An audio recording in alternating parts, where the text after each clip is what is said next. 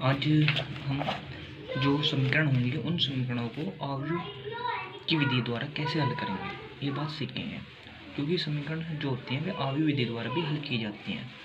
जैसे कोई रैखिक समीकरण है उसे आव्यूह विधि द्वारा कैसे हल करना, आज हम इसी टॉपिक पर बात करेंगे। सबसे पहले हमारे पास तीन समीकरण हैं। समीकरण नंबर 1 लिखिए, हमारी क्या लिखा है, x minus Y plus Z equal 4। दूसरी समीकरण लिखिए 2x plus Y minus 3 Z equal 0। तीसरी समीकरण लिखिए x plus Y plus Z equal 2। जो सवाल था 2008 में, 9 में, 11 में, 15 में और 16 में और 17 में बोर्ड में आया था। इस सवाल के ऊपर ही बात चलेगी। सबसे पहले मैंने यहाँ एक लाइन लिखी हुई है, क्या, बड़े ध्यान से सुने। द लाइन यहाँ लिखा हुआ है, the given system of equation can be right in the form of ax equal b। अर्थात वे ऊपर जो तीन समीकरण दी, उन तीन समीकरणों को ax बराबर b की फॉर्म में लिखेंगे। जैसे a बराबर जो x का गुणांक है 1, y का -1, z का 1, आपका x का 2, y का 1, z का -3, 1 1 1। x y x क्या है, x y z, b क्या है आपका 4 0 2। अब इसे हमने क्या लिख लिया, a x इक्वल b, अर्थात x बराबर a इनवर्स b। अब हमें a इनवर्स का मान निकालना, जैसे हमने पिछले अध्याय में a इनवर्स निकालना सीखा था। सबसे पहले जब a इनवर्स निकाल लेंगे तो a इनवर्स निकालने के लिए इस सवाल को आव्यूह के रूप में लिखते हैं हमने। क्या, सबसे पहले 1 -1 1 2, आपका 2 -3, फिर है 1 1 1। अब इसका सारणिक का मान निकाल लेंगे। सारणिक a का मान हमने लिखा 1, जो पहले वाला कॉलम है 1 आ गया। फिर पहले वाले फर्स्ट पार्ट का लो, पहले वाली लाइन छोड़ दो और ये वाली लाइन छोड़ दो, क्या बचा आपका 1 3 1 1। 1 की गुणा 1 में होगी और 1 की गुणा 3 में होगी। हमने वही लिखा 1 प्लस 3, क्योंकि हमारा 3 माइनस का, तो 1 की गुणा 3 में होगी तो माइनस का 3 होगा। यहाँ बीच में माइनस चिन्ह होगा तो माइनस माइनस क्या होगा, प्लस। उसके बाद में चिन्ह माइनस, फिर 1 के लिखा है, माइनस का है तो माइनस का 1 लिखा। उसके बाद में दूसरा स्टेप आता है, ऊपर वाली लाइन छोड़ दो और बीच वाली लाइन छोड़ दो। यार इसकी 1 की गुणा 2 में, यही की मैंने 2, फिर 1 की गुणा -3 में, माइनस माइनस क्या हो गया, प्लस।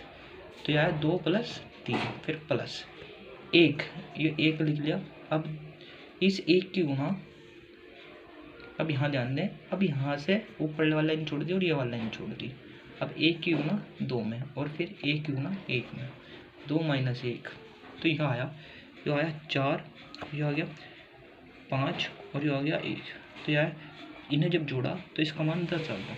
जो सारणिक a बराबर नहीं है 0 के, जब सारणिक 1 बराबर नहीं है 0 के, तो उस सवाल का a इनवर्स निकालना संभव है। अब इसका सारणिक का मान निकालेंगे, सहखंड आव्यूह का जब मान निकालेंगे तो हम इस सारणिक में 9 कॉलम बना लेंगे। 1 2 3 4 5 6 7 8 9 बना ली। तो अब इन 9 कॉलमों में पहला प्लस, फिर माइनस, फिर प्लस, फिर माइनस, फिर आपका पहला प्लस, फिर माइनस, फिर प्लस, फिर माइनस, फिर प्लस, फिर माइनस, फिर प्लस, फिर माइनस, फिर प्लस, इस रूप में लिख लेंगे। उसके बाद में इनके मान कैसे रखेंगे वो चीज़ ध्यान दें। पहले वाले में फर्स्ट के लिए पहले वाली लाइन छोड़ देंगे और ऊपर लेवल लाइन छोड़ देंगे। ये देखो ऊपर लेवल लाइन छोड़ दी हमने यहाँ पहले वाले के लिए, और ये वाली लाइन छोड़ दी, तो पहला आ गया हमारा, क्या आया 1 -3 1 1। दूसरे वाले के लिए ये आ जाएगा, क्या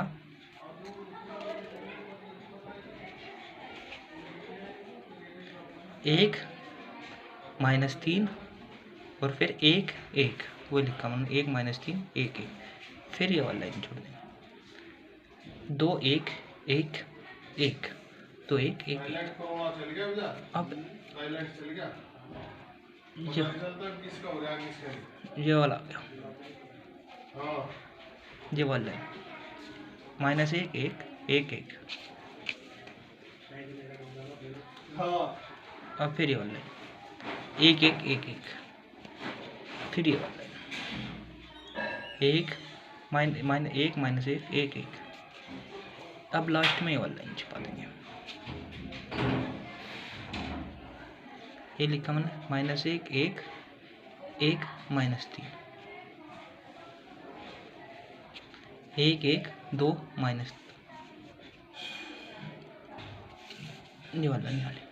अब वही क्रॉस मल्टीप्लाई, इसकी गुना इसमें, इसकी गुना इसमें, बीच में माइनस चिन्ह, जहाँ जो एलिमेंट आपका माइनस का होगा वो प्लस का हो जाएगा। इस तरह मैंने ये पूरे एलिमेंट तैयार करे। एक की गुना एक में और एक की गुना माइनस तीन में तो प्लस तीन लिख दिया, फिर एक की गुना दो में दो, फिर एक की गुना तीन में तो प्लस तीन, दो माइनस एक। अब इसे सोल्व करने के बाद ये हो गया मेरा सेकंड अवयव 4 5 माइनस का 1 2 0 माइनस 1 2 5 1। अब इसका क्या निकालना मुझे, एडजॉइंट ए। एडजॉइंट ए का अपन क्या होगा, परिवर्त अवयव के रूप में इसे चेंज कर लेंगे। परिवर्त अवयव के रूप में वो चेंज हो गया। एडजॉइंट ए इक्वल पंक्ति स्तंभों में बदल दिए और स्तंभ पंक्तियों में। तो यार 4 5 माइनस 1, जो ये वाली लाइन थी यार, ये वाली लाइन ऐसे होगी, फिर 0 2 1 माइनस 2 0 2 माइनस 2, फिर 2 5 3 2 5 3। इसके बाद ए इनवर्स बराबर होता है हमारा 1/, मापांक इंटू एडजॉइंट ए, इन दोनों की गुना। 1/10 की गुना कर दी इसमें।